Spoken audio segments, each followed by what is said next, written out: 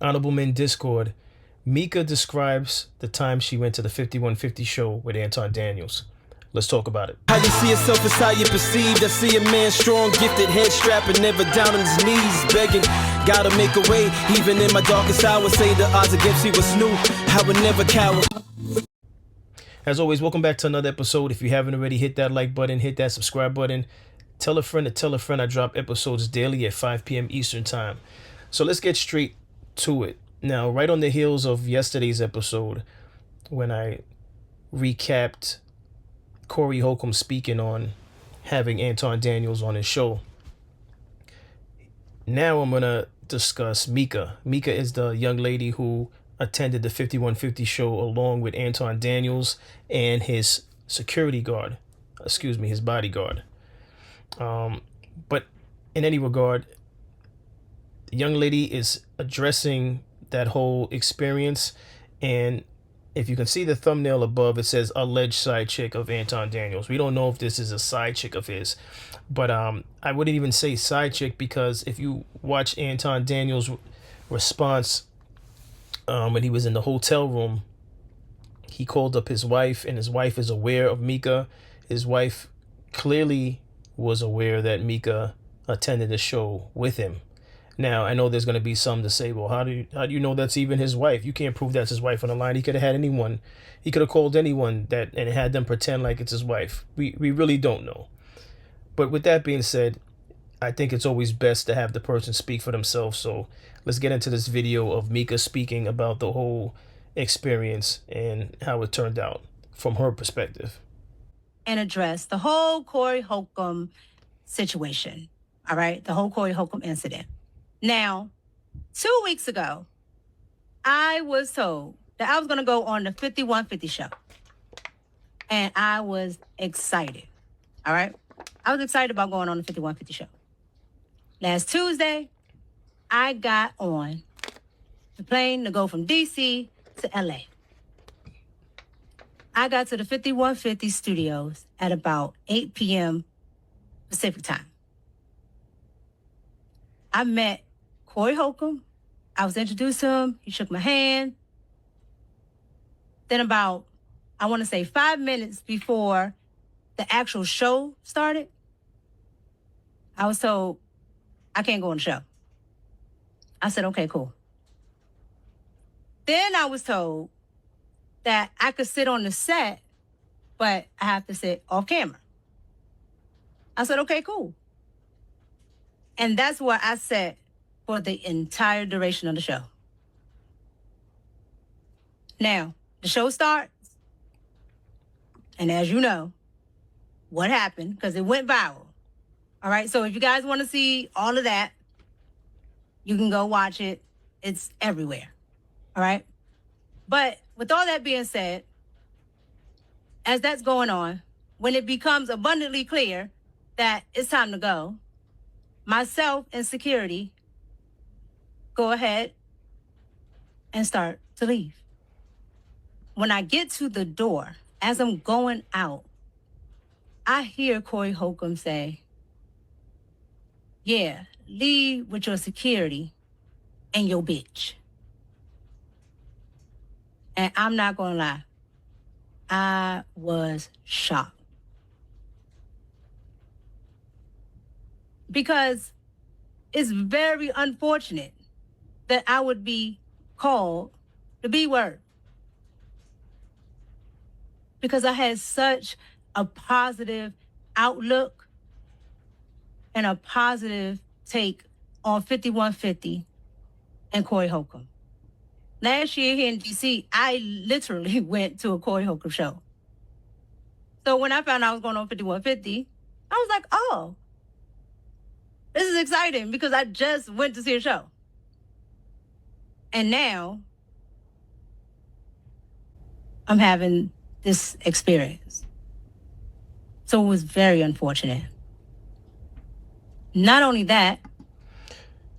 And so I had to pause it right here because there's so many things. First and foremost, for the people who, when this first happened, when this interview first took place, and people were reacting to them having that feud, and there were people, it was like people siding with Corey, people siding with Anton.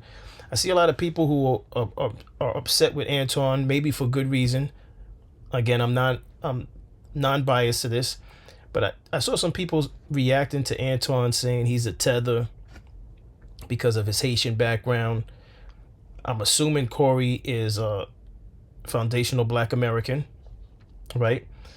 And my question is, this young lady, Micca, I don't know if she's a fundamental, foundational Black American.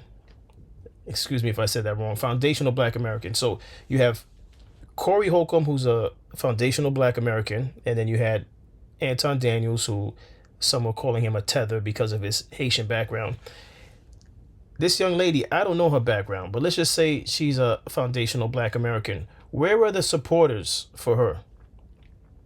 But see, this is the ignorance within the Black community. On one hand, you're upset, and not everybody. Some people are upset that Anton Daniels didn't claim the Black community. He said he's a Christian first, right? So they're trying to make that the talking point. You know, the last video I did, the guy was talking about the streets will get involved. You know, potentially the streets will get involved, and he was speaking on how he knows the streets because I guess he's from the streets. This is the ignorance within the Black community, right? And it's only some of us. It's not everybody, right? I don't see anyone jumping. I didn't see any reactions with anyone saying that was disrespectful of Corey to call her out a name, because based on what she's saying, she shook the man's hand before the show even set off, right? Not only did she shake his hand, but she flew from DC. So she didn't fly from Detroit like Anton. Anton said he left from Detroit, and he said plenty of times that he's from Detroit. So she flew from DC to see Corey Holcomb. She went as far as saying she even went and saw a Corey Holcomb probably stand-up comedy show at a separate time. Where is the support for her? And if she is a foundational Black American, again, I'm asking those that are foundational Black Americans, and the only reason why I'm bringing this up is because I said it before in other episodes. I see where now that the inception of that term, there is a little division that's going on with that. I have no issue with the reparations for foundational Black Americans.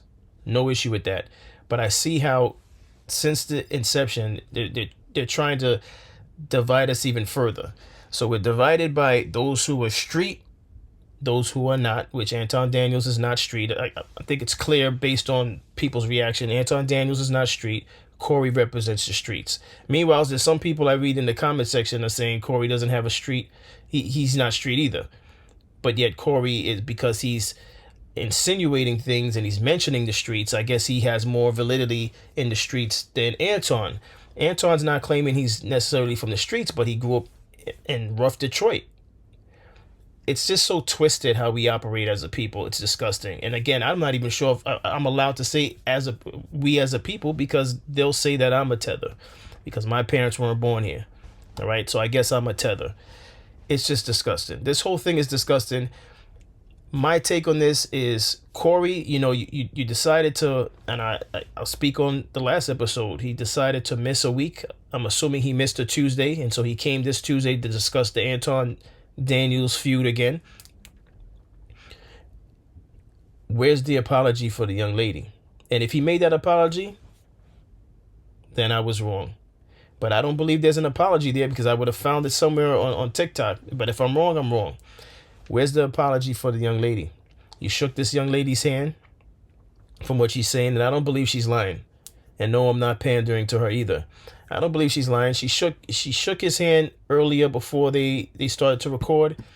He made it clear he didn't want her on the show because he doesn't know who she is. I don't even know if there was a proper introduction to who she is, because I looked her up and she has her own show, which is what you see behind her. I know it's blurry, but in my thumbnail it's clear. I had to make it clearer. It's the Red Cup podcast. So she has her own little podcast she's trying to do for herself, along with she does music as well. So I looked at her Instagram. She does music as well. But my point is, knowing what I've seen from Anton Daniels, I could only assume Anton Daniels did his best to give her a formal introduction to Corey Holcomb. For whatever reason, he didn't want her on the show. He wanted it to be centered around Anton Daniels. And I don't think there's anything wrong with that, because it seems as though, from what she's saying, and she's saying it in such a classy way, it seems as though Anton made it seem like he was going to be able to get her on the show. Maybe he felt from his conversation, his private conversations with Corey, that he'd be able to do so, but that didn't happen. But regardless of the fact, she seemed like she was a trooper. She was fine with just being there. Even though she took the plane to go over there, and she probably thought it gave her an opportunity to have more exposure to build her own personal podcast, it didn't work out that way. But then it turns out that on her way out, she was disrespected. And for what? She never chimed in. Whilst the two men were arguing, she never chimed in. She was behind the camera, and she stayed behind the camera. The only reason why the whole world knows she was there is because Corey Holcomb decided to make her the center of attention, because he was embarrassed by what was taking place on his show. But I'm going to let her continue. I hear, explain the bitch, and this bitch on my show. I don't know who she is. Alluding to the fact that I'm just here and it's somebody's side chick. And I'm nobody's side chick. So it was very unfortunate and very hurtful. That I can tell you. That was my feeling from the experience. But with all that being said, I can say this. I still don't have anything negative to put out about Corey Holcomb or the 5150 show. I went for a positive experience. I had a positive outlook on what could have been, but it didn't happen. And again, it's unfortunate that all that transpired afterwards, and I was caught in the crossfire between two grown people that were arguing back and forth with each other. So my outlook is this. I don't have any negative views on Corey. And like I said, it's unfortunate, but I forgive Corey. I truly do. But that was my experience. And I wish nothing but the best for Corey and the 5150 show.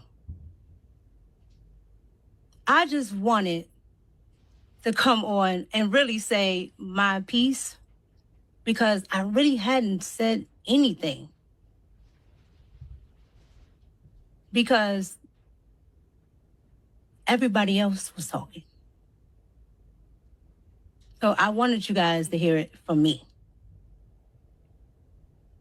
So that was my experience. That's all that really happened, because it was a small time frame. So any other narrative is not what it was. This is exactly what happened. And so that's all I really have to say about it, because that's all that happened. So you guys are going to get down in the comments and let me know what you think about that. Anything negative to put out about Corey Holcomb or the 5150 show. I went for a positive experience. I had a positive outlook on what could have been, but it didn't happen. And again, it's unfortunate that all that transpired afterwards, and I was caught in the crossfire between two grown people that were arguing back and forth with each other. So my outlook is this. I don't have any negative views on Corey. One of my favorite parts of building the new home was picking.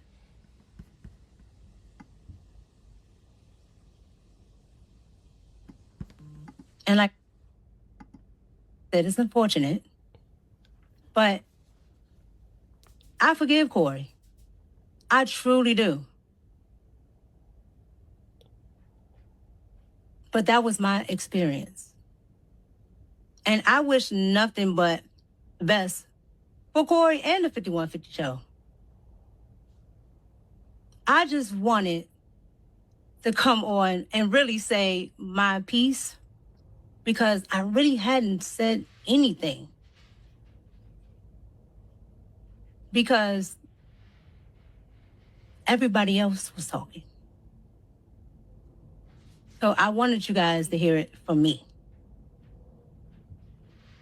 So that was my experience. That's all that really happened because it was a small time frame. So any other narrative is not what it was. I think the video started to replay itself. Either that or she was saying the same thing over. But let me just say this. Classy, classy, classy, classy. The man who puts a ring on that woman's finger, you hit the jackpot. All right? Ladies, if you're watching this episode, look at the way she conducted herself, even after being disrespected the way she was.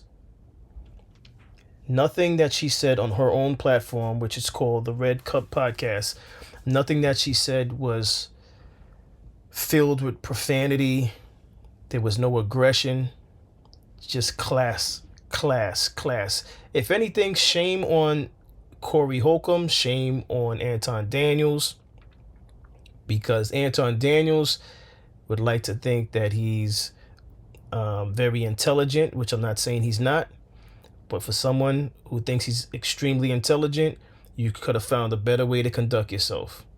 Furthermore, now that I think about it, Anton Daniels on the way out, and I don't know how far away he was from Corey when Corey said that, he should have said something back to Corey about him disrespecting her. He could have said, leave her out of it. She had nothing to do with this. He could have said something. Again, I don't know how far he was because Corey was talking. He was yelling out a couple of things when they walked off. So, you know, who knows if they were still in the studio space. Maybe they were in the hallway.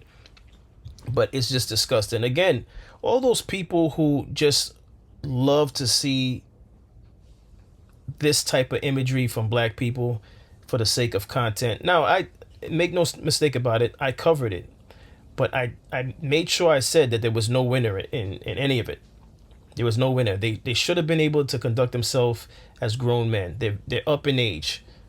We're talking about men that are in their 40s all the way up to almost 60, if I'm not mistaken. Let me see Corey Holcomb's age again. Corey Holcomb.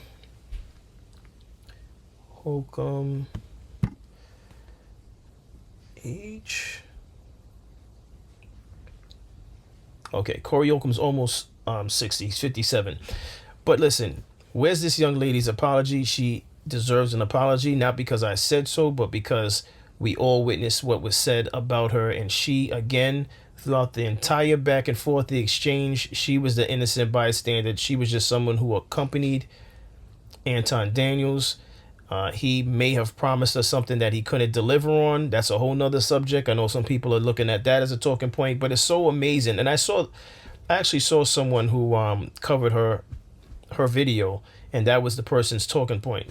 That was the man. It was a man who was covering it. His talking point was how Anton Daniels is a simp. And he's like, take a look at this video. And it's like, how about the apology for this young lady? And no, I'm not pandering to her.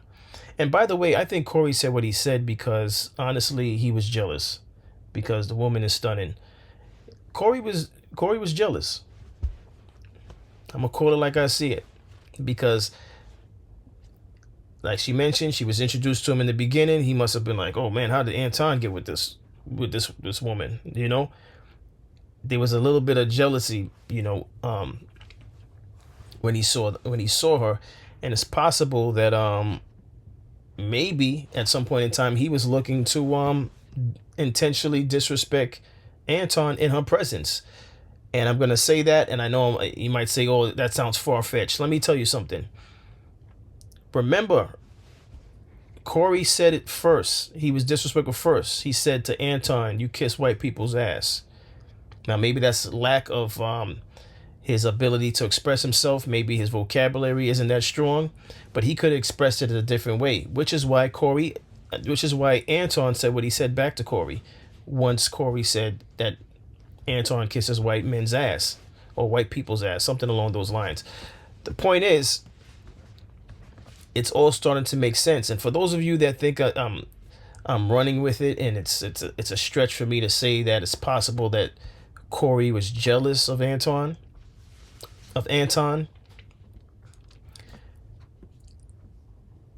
just understand this, and just for a moment, think of your own personal experience of a friend or a work associate who was jealous of you because of someone that may have been a female that may have been your friend or your lady or what have you. I'm pretty sure anyone watching this episode has been in situations where other men were jealous of you because of the woman you were next to, or the woman that likes you, or the woman, she could just be a friend of yours. Because that woman doesn't give them any attention, all of a sudden they got an issue with you because of the woman. So Anton may have noticed that energy, and then once he said what he said about Anton kissing ass, Anton was like, "Oh, you're not gonna. I see what you're doing here. You want to have me out here disrespect me to my face, right? I flew out here to be a guest on your show.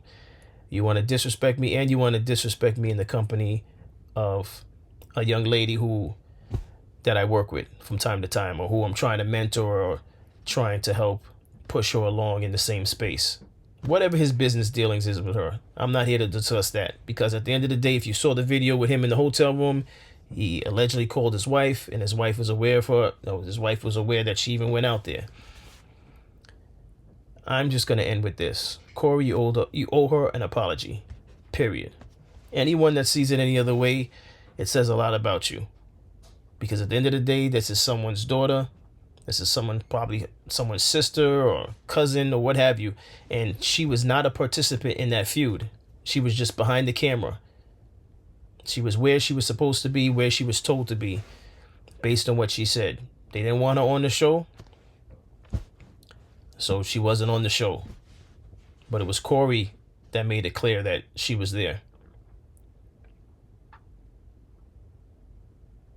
But that's all I have on this episode. As always, I appreciate everyone for tuning in. If you haven't already, hit that like button, hit that subscribe button. Tell a friend to tell a friend. I drop episodes daily at 5 p.m. Eastern Time. And as always, stay honorable.